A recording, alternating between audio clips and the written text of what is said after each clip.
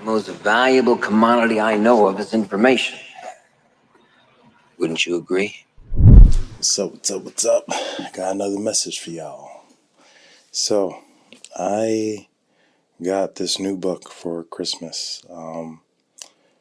My children and my wife bought it for me. It's called Leveling Up. Leveling Up, 12 Questions to Elevate your, your personal and professional development. So, 12 Questions to Elevate Your Personal and Professional Development. This book was written by Ryan Leake. He is a USA Today best-selling author, and it's pretty interesting. I'm all about leveling up, and when I saw it, I was like, oh, I'm hyped. I need to read this right now. I need to get into this. So I wanted to share this book with you. So come with me. Come with me down this path of knowledge as we learn these questions, these 12 questions that will help us to elevate our personal and professional development. So it shows you kind of, let's see, levels in the back, which is pretty cool. So far, I'm liking it. Motivational speaker and executive coach Ryan Leake knows that people who consistently excel in the most critical areas of their lives have mastered one thing: self-leadership. I agree with that statement. I think the first person you will ever lead is yourself. I believe that.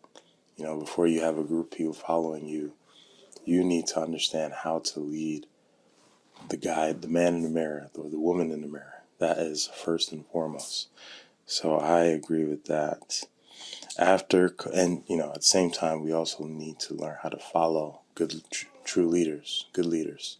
That's important too. So it says, after coaching C-suite executives, professional athletes, and thousands of leaders across the globe, Ryan has formulated 12 questions that will help you clarify where you are and where you want to go. All right. So let's get into this. Let's get into this book together, and let's see what it's all about. So it is time, right, to activate our minds, or to awaken our minds. So we're going to start with the introduction, okay? All right, I have a problem. I have this habit of telling people I can do stuff I've never done. Like the one time my friend asked me if I could speak for their company. I said, sure, no problem. She responded, well, what about a full day of workshops? Could you lead our whole staff development day? Confidently, I said, of course. Why? Why in the world would I tell her I could develop a whole staff of 100 over the course of 8 hours on a Monday, when all I had ever done for anybody was deliver a 60-minute keynote? I had no earthly idea how to pull it off, but I'm so glad I accepted the assignment. This reminds me of the notion, fake it till you make it, right? And I think most of us have probably done that in our life. Say we can do stuff that we have no idea how to do, and then we just start Googling it and YouTubing it and figuring it out. But I think it's important to be able to take that step outside of your comfort zone. That's the most powerful way to grow. When you do something that you're unfamiliar with, or learn something that you've never learned before, and experience something that you haven't experienced yet. So I don't like the notion, fake it till you make it. You don't have to be fake about it, but sometimes you have the ability to do something that you've never done yet. So I don't think he was lying when he says he can do it, because obviously he did do it. He just never done it yet. So kudos to you for that, Mr. Leak. Okay. Let us continue. I'll never forget it. I spent one of the 8 hours in the workshop of kindness. Okay. A kindness workshop. That's interesting. Okay. So before we get deeper into this, we need to cue the music in 3, 2, 1. Yes. Gotta set that mood, right? Gotta set that mood. And I hope you guys are with me. Hold on, let me fix this camera real quick. I think that's good. All right. So let's continue. I'll never forget it. I spent one of the 8 hours in the workshop on kindness. Why? Because it is one of the few things you can't get a master's degree in that many companies desperately need. That's truth. That's truth. FYI, the company was a bank. I probably should have designed a day around leadership, customer service, and sales strategies for the 21st century consumer. But for some odd reason, my friend greenlighted Kindness Hour. During that hour, people were tasked with going around and saying kind things to one another as I attempted to prove to this bank how kindness could change their entire business. And let me say this, kindness goes a long way. It truly does. Even a small act of kindness, it can bring great benefits. I think a lot of people are afraid of kindness sometimes because they don't want to be taken advantage of. And I understand that because I think deep down I'm a pretty generous and kind person. But I have been taken advantage of in life, and like most people.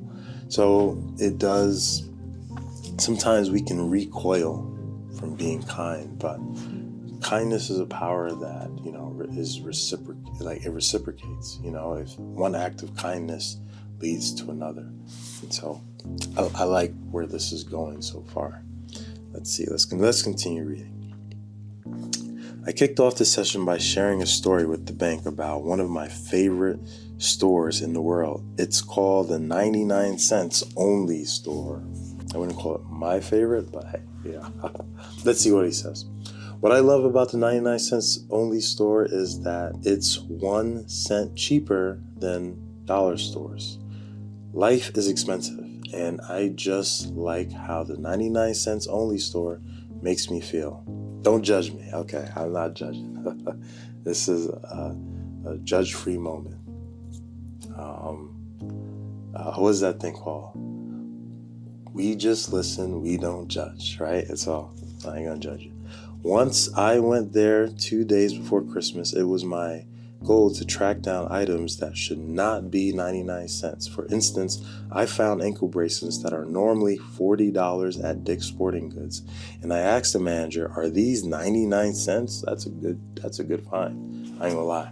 Like, my wife likes to go thrifting at times, and she finds some really cool, like some good stuff in Goodwill, and I'm like, wow, like how'd you even find that? Back to the story. He replied, "Sir, yes, they are 99 cents. So this guy says, "I've got 2 ankles, but I bought 3. Why? Because for 99 cents, why not?" I understand that. So I was so happy in this store that while I was in line, I told the cashier I would cover all of the items the person in front of me had at the time. She had 5 items. Do the math. We're at $4.95 plus tax. It's not that generous, but it was Christmas. The woman turned around, looked at me and said, "Is this a prank?" I said, "Ma'am, do you think people are going around doing $5 pranks?" She responded, "Are you serious?" I said, "Ma'am, of course, it's Christmas." Then she told me something I absolutely didn't expect. What's that? She said, "Sir, I have never had someone show me this much kindness in my whole life." Wow. Means $5. So, wow. I mean, I guess it's I don't know. I'm like, man, she's never, like, no one has ever done something like that for her. Like, for $5, like, $5 is not a lot. I mean, I guess maybe it was the act, the thought of it that really surprised her. Like, she probably never had anyone just like pay outright for her stuff, which is kind of sad when I think about it, Anyway, moving on. Makes me sad. She said, the point I made at the bank staff development day was simple. We only have to be a little kind to make a big difference. True that. That's facts. That's truth. People live in a pretty mean world. What if we can change it one act of kindness at a time? At the end of the workshop, we did a question and answer session. A woman stood up and said, Ryan, I don't have a question. I just want to say thank you. I grew up in a pretty volatile home. I went to a really competitive college. I just transitioned from another company where I learned that the only way to climb the ladder of success is to pull someone else off. Wow. Dog eat dog. I live in a dog eat dog world. Yeah. Which is unfortunate. But today you taught me that I could actually get ahead in my career and in my life by being kind. I have never heard anything like that in my life. And if I'm honest, I don't like the person I've become. But today you gave me a new way to be human. So no question for me. Just wanted to say thanks for coming. Powerful. That's powerful.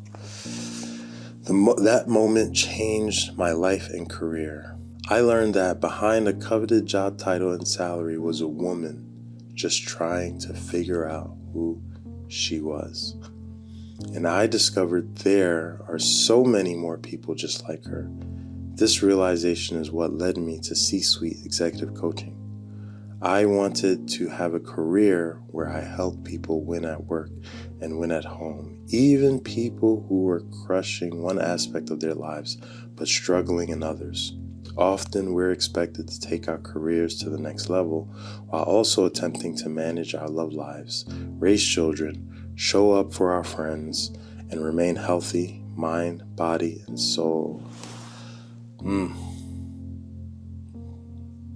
That's a big one. And most of the time, I think a lot of us live that way. You know, we're trying to juggle work life and trying to balance everything out. But, you know, the world teaches us that we have to live in this one aspect, like it's eat or be eaten, kill or be killed. And, you know, in truth, I think most humans don't want to live that way. I think most humans want to be kind, but we know how dangerous the world is, so that stops us from being kind, and that stops us from living how we ought to live. So I resonate with the woman because, you know, kindness goes a long way, and in my own life, you know, when I was a kid growing up, I seen how valuable it is to be kind to others. You know, I had a good amount of friends, like people that I loved and I hanged out with, and they had love for me to some degree.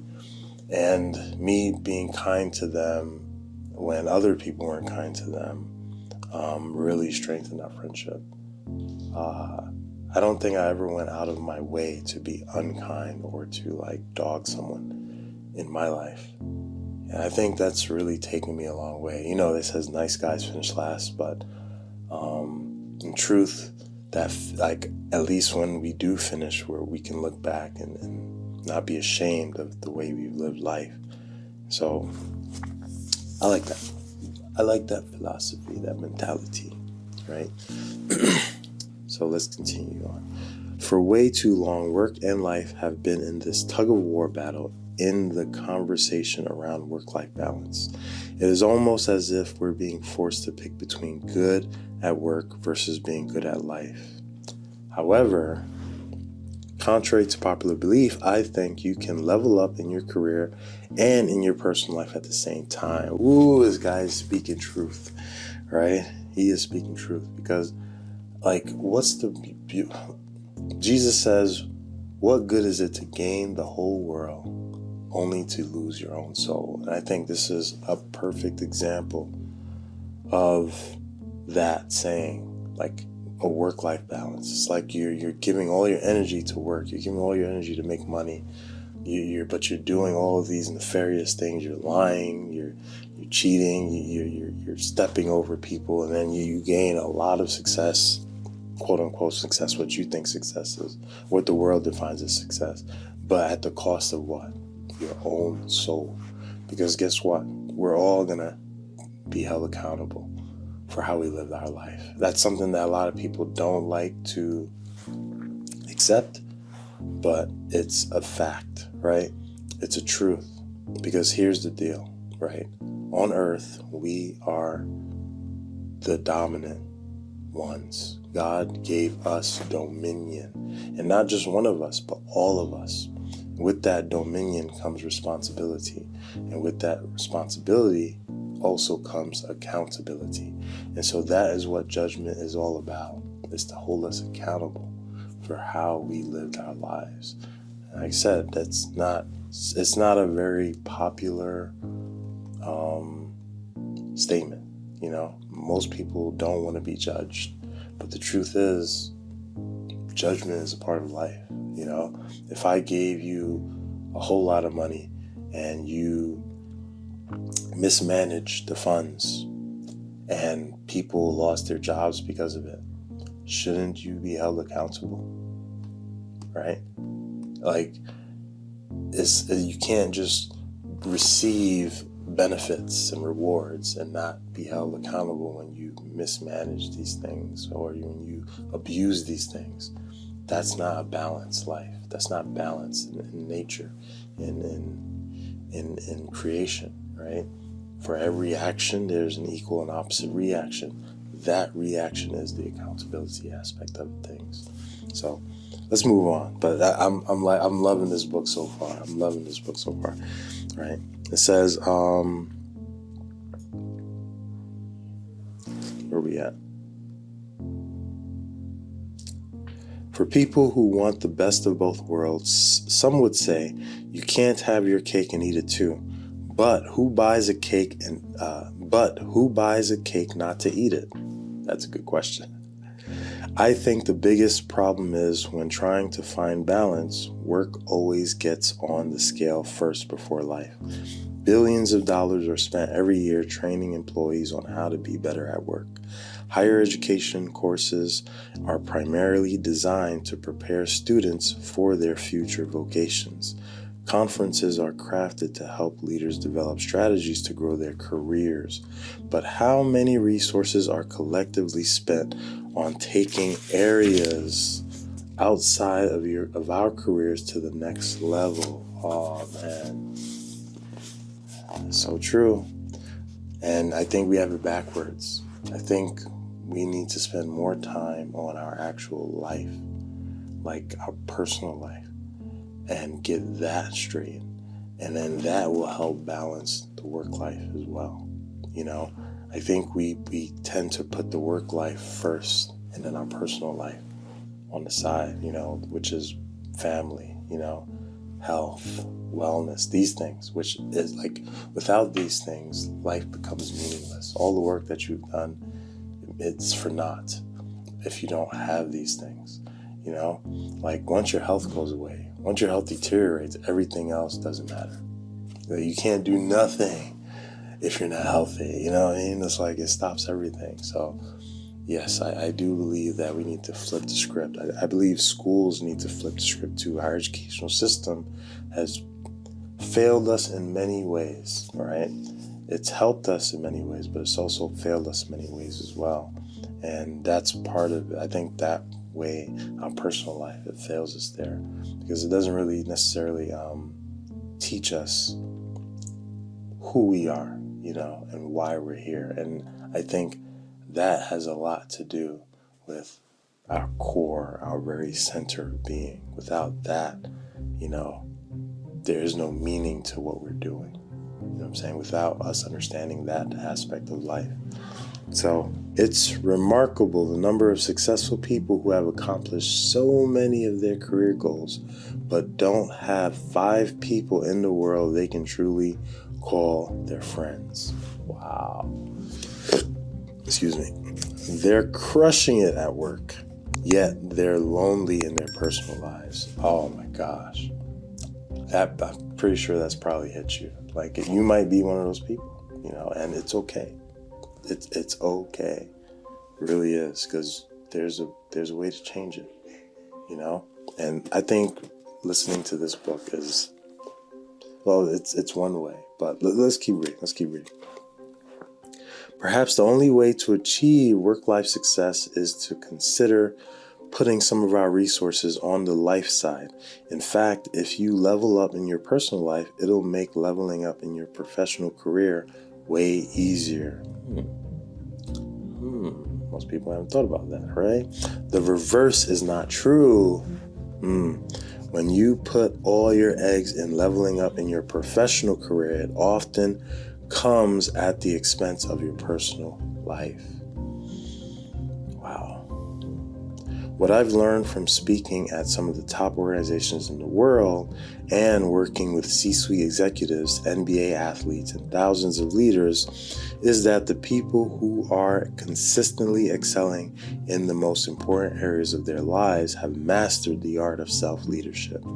They have a set of principles set up that allow them to continue to grow. They understand that the growth and development of their lives and careers is their responsibility. They're not waiting for someone else to come challenge them. They've figured out ways to lead themselves when no one else is around.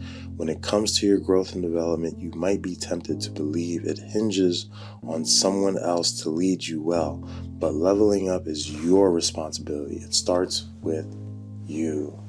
I agree wholeheartedly with that sentiment. It does start with us, because no one else is going to do it for us.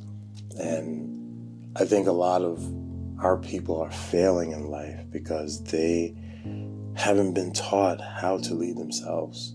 It's something that I am very passionate about, like leveling up, right? The art of leveling up. I'm very passionate about that concept, that idea of being better today than you were yesterday and being better tomorrow than you are today. It's something that pushes me forward constantly, that little idea, right?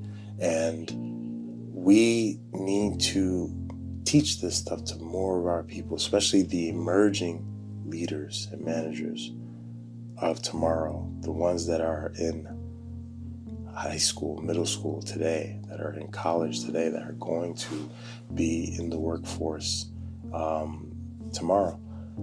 I think we need to do a better job preparing them to how to manage their personal lives and their professional lives. But it starts with their personal life. Leadership begins at home. That's something that I teach in my school, in my online school. Leadership begins at home. And I think it's something that we have to say more and more so people can really understand. Leadership begins with you. It begins at home. If your home life isn't balanced, isn't structured properly, what do you expect your work life is going to be? I mean, like I said, you might be killing it at work life, but if there's no balance on this side of things, this side might be good, but if there's no balance here, it's going to affect this side. It happens all the time. Let's keep reading, all right? You are likely in one of the two categories. The first is you work for somebody. Most people do. Your leader could be phenomenal, adequate, mediocre, or terrible. A recent survey from job site monster.com polled 957 people over 1 month who were openly seeking new jobs. The company asked why they wanted to leave their current employer. 76% of them blamed a toxic boss for being the reason. Wow. Many factors contribute to that, but the reality is I don't meet many people who say they have a phenomenal leader. If you do, you are part of a very small percentage. Let's call that the top 5%. I've been saying this for a few years now, and I understand that the greatest crisis that we are facing, one of them, is an identity crisis. And that is like the root of that is due to poor leadership. The root of that crisis is a leadership crisis, but it's really an identity crisis that you see happening all the time. People don't know how to identify. People don't know who they are. And a lot of it comes from poor leadership, not just from outside sources, but internal as well. You have to look at the leadership within you, because here's the truth. We are all born to lead. We're all born with the ability to be leaders, but most of us never truly become leaders. And that's because we're not taught what leadership really is, or how to truly lead ourselves. Schools don't teach us this, and that's why we're failing. That's why a majority of us are failing right now in life. That's why things might look good on the outside, but on the inside, it's dead men's bones. On the inside, it's putrid. On the inside, it's corrupt. Like the majority of things are corrupt on the inside. When you look deep within, you'll see it. You'll see it. So on the outside, yeah, the world looks like we're doing great, but on the inside, and even on the outside too, it's like we're not doing that great at all. Like there's wars all over the place. We're probably on the brink of World War III right now, depending on when you're listening to this, and financial crises, educational crises, housing crises. There's crises everywhere. You know what I'm saying? It's like, it's kind of sad. Like I said, it's sad.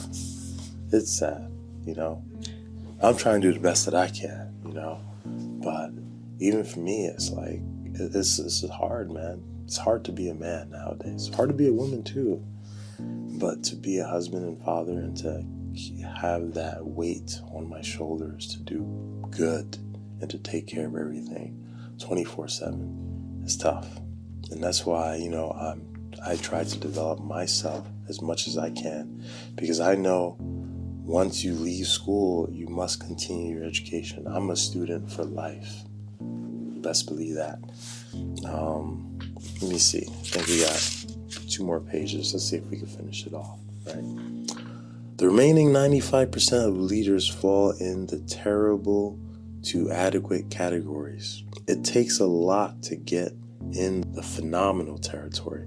So depending on the category you put your leader in, the trajectory of your career could simply end up wherever they take it, if you've put it in their hands.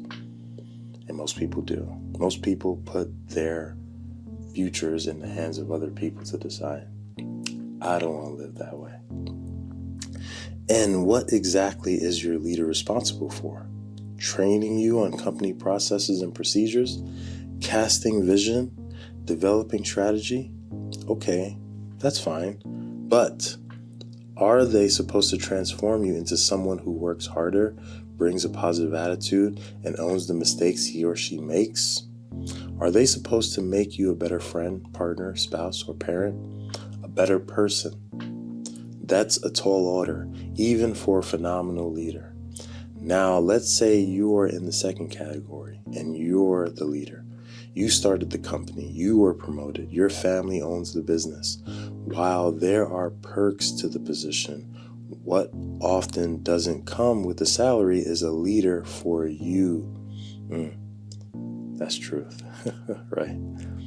That's why I do have a leader. My leader is Yeshua HaMashiach, or Jesus the Christ. That's who leads me, God Almighty, right? God, first and foremost, is my Father, and who art in heaven, right? Then it is Yeshua HaMashiach, right? The Mashiach. That's who leads me. If you ain't got that relationship, I feel sorry for you. But, I do have other people who mentor me as well in life. You need mentors, you need coaches. I got off focus, I'm sorry. All right, let's continue. When supply chain disruptions, labor shortages, and talent retention threaten your business, who's there to calm your fears? When others are asking you for a vision for the future and you can't see it, who's there to give you advice? It's hard to go to the next level when you feel like no one is giving you the tools to get there. It can be lonely at the top, right? Whether we're in charge or working for someone who is, Many obstacles can keep us from leveling up in work and life, but make no mistake about it, our biggest hurdle is us. Yes, your greatest competition is yourself. Your greatest enemy is yourself. I do believe that. Well, I do believe we also have an external enemy, but the enemy within is a very hard foe to defeat. I love what motivational speaker Jim Rohn used to say. I love Jim Rohn too. If you don't like where you are, change it. You are not a tree. Well, we're not trees, but we do, like the Bible does, references people as trees sometimes. But I understand what he's saying, because a tree is stuck where it is, right? It does not uproot. Once a tree is uprooted, it dies for the most part. We can change where we are anytime we want. We don't have to stay where we are. We don't have to be content where we are. If you want better for your life, you literally have the power to change it. That's the beauty of being a human. God gave you the power to level up. That is an ability that we have to be better. Most people, they ignore that fact, and they just allow themselves to just live off the whim of others, which I choose not to do. That's why I wrote this book, so people could move up to the next level in their lives and careers. When it comes to the most important areas of your life and career, there are levels to it, yes. A.R. Bernard said we live life in stages and we arrive in levels. So what's excellent at one level becomes mediocre at the next. Think about it. So, level 1, aimless. Okay, so these are 6 levels he's about to talk to us about. This is his levels now that he broke down. Level 1, aimless. You have no earthly idea what you're doing or where you're going. You have no direction. So this is the first level that most people usually find themselves at, right? Especially as children. Level 2, you're stuck. You can envision yourself doing better, but can't seem to get out of a rut. You might work hard, but experience very little progress. Level 3, coasting. You're going through the motions. Your life is on cruise control. You do what you have to do to survive. Level 4, developing. You are steadily growing. You've had incremental improvements over the past few years, and your relationships and career have excelled. Level 5, thriving. You are operating in your sweet spot. You don't have to do anything. You get to do everything. I like the way he placed that. Level 6, mastery. I love mastery. I love that level. You are doing so well that you're in a place to help others do the same. Can you identify what level you are at in your life and career? That's a good question. That is a good question. Which level am I at right now?